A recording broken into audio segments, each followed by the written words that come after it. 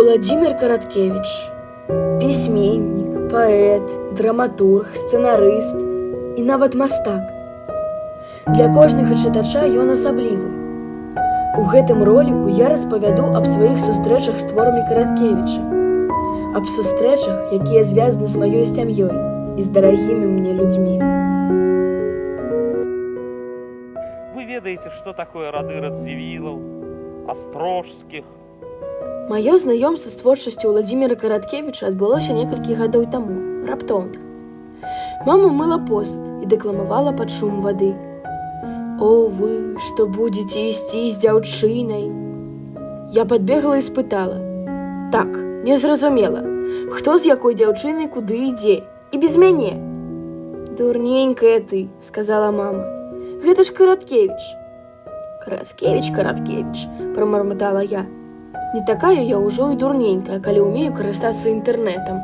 Так, Караткевіч. Enter. Вікіпедыя.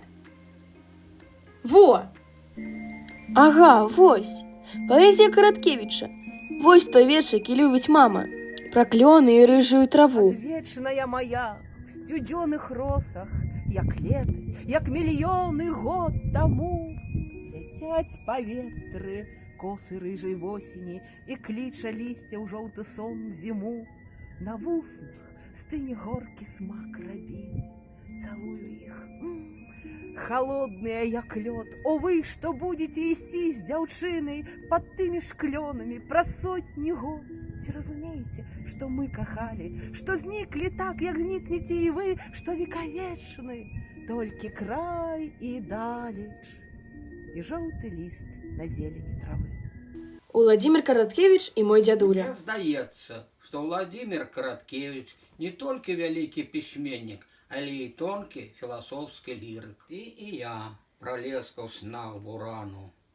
Дрэўца вішні в ярасным агні, кроплі на спіне левіафана, радуга на крыльях навальніц. Под 9 валом ветра сніцы, вера, што агнём абняў пярун, павучынка ў пекле навальніцы. Адкажы на вухо ўладару, як мне здужаць ураган і ветер, вечны мой зацяты страшны бой. Як мне моцнаму пражыць на свеце, без цябе, танюшкай і слабой. Уладзімір Караткевіч і урокі літаратуры.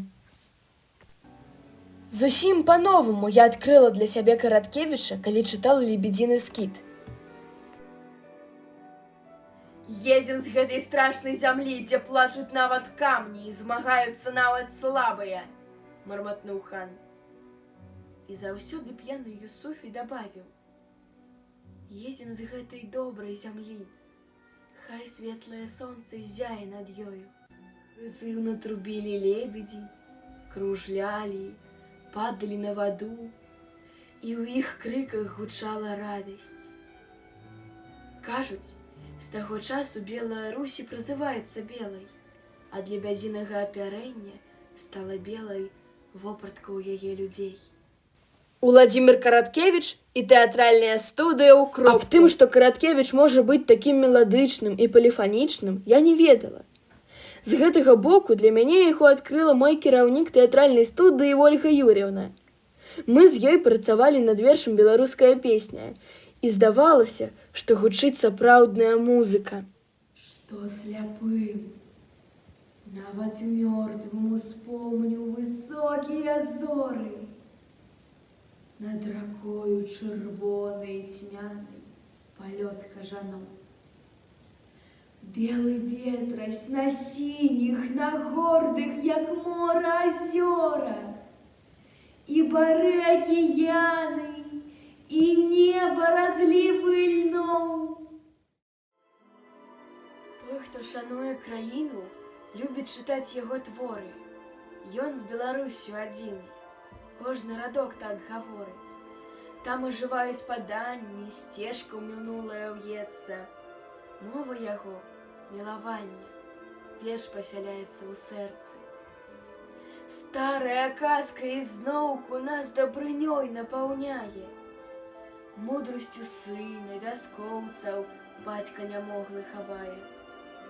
Вось з лебядзінага скіта птушкі ўздымаюцца ў неба. Золата побач з блакітам.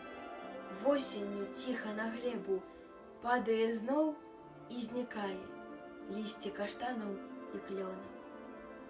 Хто тыя творы чытае у Беларусь улюблёны?